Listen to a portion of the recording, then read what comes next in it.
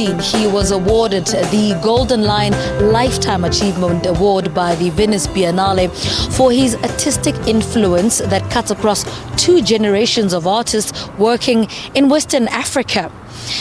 To some, he is known as the king of recycled art for his ability to transform waste, such as bottle tops, into glimmering art. His name, El Anatsui, born in Ghana. Now he's exhibiting his work for the first time in South Africa in an exhibition titled Mayina.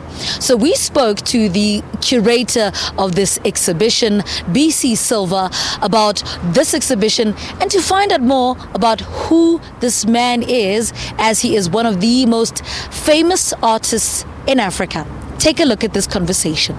Thank you so much for coming to South Africa. How are you? I'm well. I'm good, thank you. All right, let's talk about this big artist that we need to address. And who is he? El Anatsui, he has this name and this big giant in African art. But to somebody who might not know, who is he? Natri is an artist from Ghana who's been based in Nigeria for the last 35, 40 years. He's a teacher, he's an artist, he's a cultural activist, but also a very quiet, very generous human being. Yeah. When were you first aware of this man? I met El Anatsui over 20 years ago. He had a solo exhibition in London and I attended the exhibition. He was present. We met there and we sort of had a long working relationship and friendship. And he's someone who encourages my work, my curatorial practice.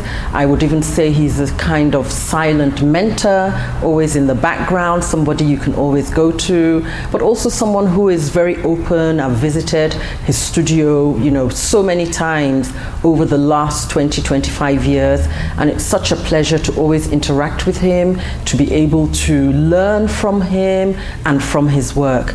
And wonderful that finally we can present a solo exhibition of his work to a South African audience. I know many artists and individuals have been following his work across social media, across the catalogs and exhibitions that he's taken part in across the world over the last 30 years. Yeah, let's talk about this obsession or this love that he has for waste products and turning them into this beautiful artworks, which is actually a contrast, because this waste is something we throw away and then art is something we appreciate.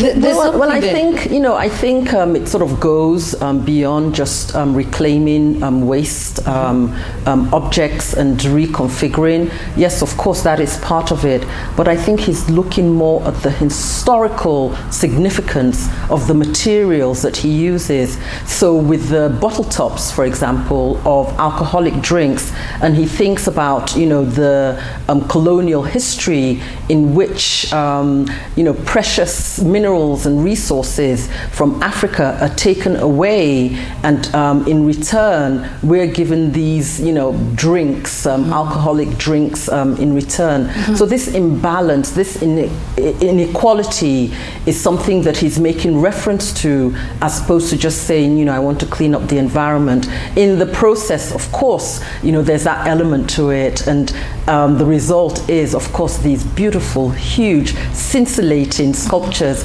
that we see in this exhibition that's going to start at the Goodman Gallery. Yeah, I want to talk about this exhibition, and you had to, it also includes works that you had to put together from his works in Nigeria. Talk to us about this process of having to select works that span 3 decades. I can only imagine how difficult it must have been. Yes, well, I think it's been a fascinating process, and what I wanted to do was go beyond just the works that we see, the works that we all know, but to try and highlight a trajectory and an artistic journey of almost 40 years. The starting point, you know, includes the wood sculptures, but also in presenting his archive, we have different elements such as the books he's read that influence his work on African history and post-colonial history, on different cultures such as the Uli, the Insibidi, and of course his own Ewe tradition and culture.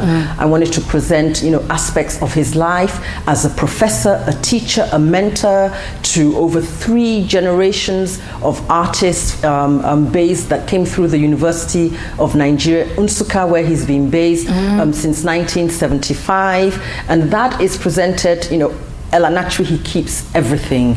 And that is presented through, for example, his pay slips. We have the very pay slips when he was earning the equivalent of $1 a month to, how much he was earning when he retired in 2011. So for each year, we have one pay slip that sort of signifies, the fact that he was a professor, he was a teacher, he was a lecturer, he was an educator for over 35 years. We also have press clips, we have invitation cards, we have letters, dating from the late 70s, early 80s, early in his career, his correspondence with curators around the world as his career began to blossom, and he was invited to shows all over the world. So what we really wanted to do was to present an insight into the life of this artist, his trajectory, and some to give a portrait of an artist through archival material. And it shows that, he didn't just wake up and become this famous artist that we all know. He didn't just wake up and start, creating the bottle top sculptures that he's, world renowned for, but that it's a process that has taken him over 30 years to get to where he is now.